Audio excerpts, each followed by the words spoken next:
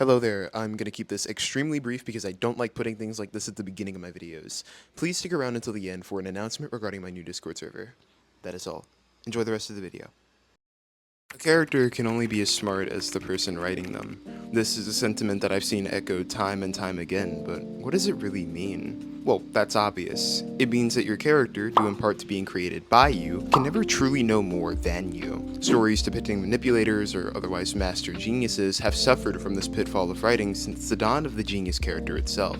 Practical intelligence is one thing, of course, but what about the balance? How would someone with such vast knowledge struggle in a narrative? How would the story balance them out with the rest of the main cast? Or would the story even try doing that to begin with? A writer is but a person, likely lacking in the inhuman intelligence that would be required to simply write from experience. You're smart, but you're not a genius, no matter how many BuzzFeed articles attempt to say otherwise. But that doesn't mean you can't create a genius. It's not all about making a character traditionally intelligent. Writing is an art, and as such, there should be some form of expression, something that makes the title of genius deeper than a notation of knowledge, in order to create a genius. A character who is intelligent in the context of your narrative. You must first answer the question of what is intelligence. What makes a character truly intelligent can be hard to nail down. In the context of a narrative, intelligence can vary vastly depending on the setting. In Haikyuu, we look at Kageyama as a genius, in spite of the fact that he's pretty average at everything not pertaining to volleyball. This is because of the way he's portrayed throughout the narrative, being touted as a genius because of his ability at this one sport. The story of Haikyuu is about volleyball. It's about being good at volleyball. And because of this, the plot shows the characters through a certain lens, one that takes liberties on the definition of intelligence. Fictional intelligence is a character's knowledge on the subject the story revolves around.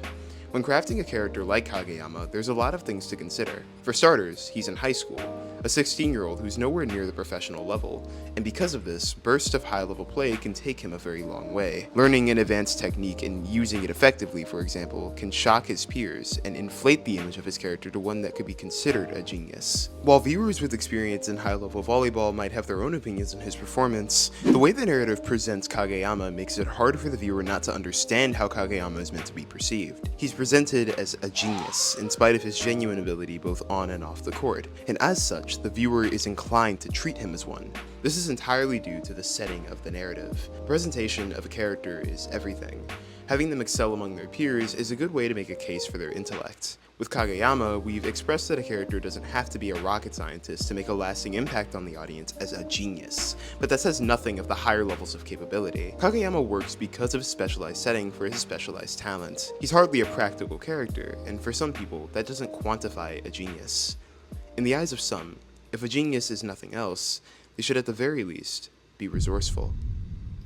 Senku from Dr. Stone is a character. A smart character. A very smart character, and I don't think it can be overstated how intelligent this man truly is. Dr. Stone follows Senku, a teenager who finds himself in a post-apocalyptic world where everyone has been turned to stone. The series initially starts off with Senku developing a method to free people from the stone, tussling with his physically stronger rival Tsukasa Tsukiyomi. However, it slowly evolves into a narrative involving war, strategy, and questions regarding human nature and natural selection. While I can make a whole video about Dr. Stone in and of itself, I would instead like to highlight the best trait of its main protagonist, Senku, his resourcefulness. Throughout the narrative of Dr. Stone, Senku finds himself faced with a large variety of situations, each of which tests different aspects of his intelligence. In Season 1 alone, Senku is pushed to invent the light bulb, walkie-talkies, and even a hydroelectric generator.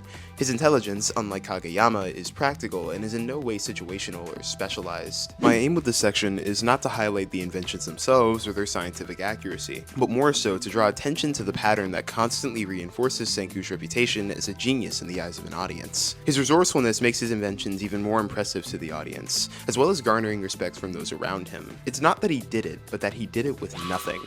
If you want your genius characters to make an impact, then in narratives on a large scale, they should have some level of practicality.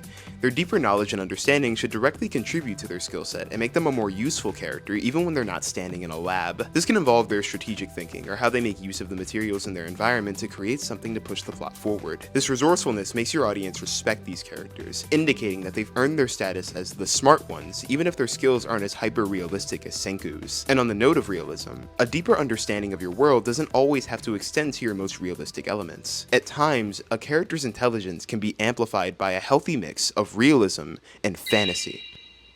Fullmetal Alchemist needs no introduction. It's old as hell, but there's a reason that it's never left the top 10 of my anime list. Its characters are engaging, its plot enthralling, and though I may have a bit of a soft spot for it since it's my first anime, I could honestly watch it 100 times and still have good things to say about it. Its power system is the base on which the entire series revolves around. Everyone knows about the law of equivalent exchange, the law of alchemy. Matter cannot be created or destroyed, and because of this, FMA passively creates some of the most intuitive and resourceful characters in any anime just by putting their fighting styles on display. Alchemy is a power system that can only get stronger the smarter you are. You can discover new ways to use it, making use of items on your person or what you have in the environment surrounding you. If you were to make a smart character in a world like this, how would you make them strong? What would they be able to do amongst the other geniuses surrounding them? How would they stand out? The answer to that question is easy. They would have to be even more resourceful. The main protagonist of FMA, Edward Elric, excels in the environment of his series, making use of his intelligence and his masterclass fighting ability to make a name for himself as a prodigy in the world of alchemy, and supplying us, the viewers, with cool moment after cool moment. As the series stretches on, Edward firmly steps into his role as the smart one of the main cast, coming up with clever ways to outwit his opponents while preserving the lives of the ones he holds dear. His capability, as well as his vulnerability, gives him an air of relatability, and even though that was a lot of illities, my point still stands. The mechanics of FMA are not complicated in the slightest, but geniuses thrive on simple playing fields, using the rules to their advantage and supplementing their own fighting styles. These characters are geniuses in that regard, and you could stand to learn a lot from simply viewing how they navigate their worlds. But what of your world? What of your story? We've gone over a lot in this video, and all of it has been for the sole purpose of helping you understand how to write a character smarter than you. But have we actually achieved that? First and foremost, is it even possible for someone to make a character smarter than themselves? More perceptive, more resourceful? Yeah, sure, but not in quite the way you think. As a writer, you have an unlimited amount of agency over your world and your characters, which technically gives you the ability to create a character more perceptive than you could ever be, simply because you know how to make them look at the things you would never think to look at yourself, how to solve the problems you would get stuck on, and how to survive the situations you would never last a second in. But what of it if your character is just perfect? If that intelligence isn't layered with something and it's just ego bait for self-inserts. If you never put your characters in situations where they have to use their heads, where they have to seriously engage with the world around them, then all you've done is create a big fish in a small pond. And that's not intelligence, that's not genius, that's pandering. In order to make a character smarter than yourself, you must have a deeper understanding of what intelligence means in your world. My name is John Sage, and thanks for watching. It is actually amazing to be back.